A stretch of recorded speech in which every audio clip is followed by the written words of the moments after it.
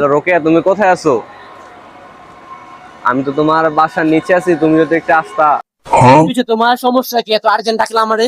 Urgent ডাকছি, তোমার সাথে অনেকদিন হচ্ছে দেখা হয় না, এই জন্য। দেখেন না, বাদ দাও।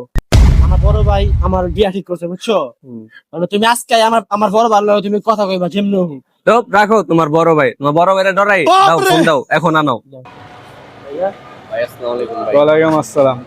তুই সর, তোর লাগে কথা বলি। কি এই নাকি তুই কোচিং এ হস? কথাগুলো হ্যাঁ, গুর গুর গুর গুর।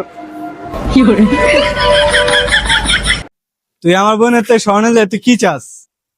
আমার একটা মার্সিডিজ দেয়া দেন। এই বেটা, লো বাজেটে লো বাজেটে। তাইলে একটা টয়োটা দিতে পারেন।